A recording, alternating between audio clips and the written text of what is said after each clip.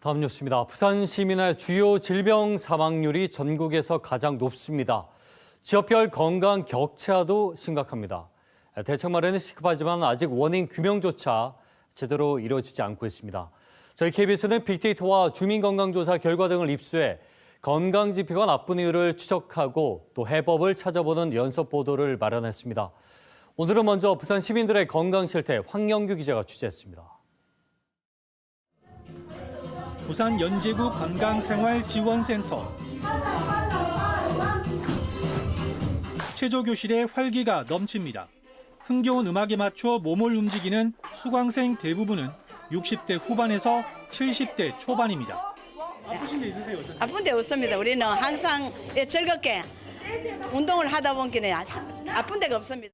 전문 강사의 도움을 받아 체형 변화를 측정하고 처방에 따라 근력 운동도 합니다. 난 잠들 때 막 다리가 많이 아팠거든. 막 올려놓고 자고 이러는데 운동하고부터는 그런 게 없어. 이런 시설은 부산에 모두 7곳, 규모가 작은 동단위 건강센터도 70여 곳에 달합니다. 주민들은 센터에서 운동은 물론 금연, 절주 등 건강을 관리할 수 있습니다. 실제 부산 시민들의 건강생활 실천율도 그렇게 낮지 않습니다. 최근 10년간 평균 33.5%로 서울과 대전에는 못 미치지만 인천과 함께 7대 특광역시 평균 수준입니다. 하지만 사망률을 보면 얘기가 달라집니다. 부산 등 전국 6개 광역시와 서울의 연령 표준화 사망률을 볼 텐데요. 이 지역별로 비교하기 위해 연령 구조, 즉 노인 인구가 통계에 미치는 영향을 제거한 수치입니다. 부산 지역 사망률은 최근 2년 연속 7대 특광역시 가운데 1위입니다. 10년간 평균을 내보니 인구 10만 명당 363명으로 울산에 이어 2위였습니다. 그렇다면 사망률이 왜 높은지 원인별로 살펴봐야 할 텐데요. 최근 10년간 암으로 인한 사망률입니다. 이 부산은 인구 10만 명당 105명으로 7대 특광역시 가운데 1위입니다. 심장질환 역시 44명으로 7대 특광역시 가운데 1위입니다. 가장 낮은 지역과 비교해보니 15명에서 20명 정도 차이가 납니다. 10년간 뇌혈관 질환으로 인한 사망률은 이 부산이 29명으로 울산에 이어 2위였습니다. 건강관리 수준은 나쁘지 않은데 이처럼 질병 사망률이 상대적으로 높은 이유가 뭔지 전문가들에게 물어봤습니다.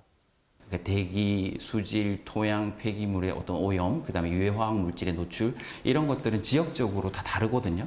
그런 것들에 대한 노출이 결국은 건강에 어떤 악영향을 미치게 되고 건강 지표에도 이렇게 영향을 미쳐서 증상이 생겼을 때 빨리 치료를 해주는 인프라를 갖추는 게 사망률을 줄이는 건데 실제 공공에서 할 수 있는 사업이라고는 보건소에서 하는 고혈압 당뇨병 관리 사업을 주로 할 수밖에 없어요. 주목해야 하는 건 건강 격차입니다. 연령 표준화 사망률을 부산 16개 구군별로 살펴보니 쏠림 현상이 뚜렷했습니다.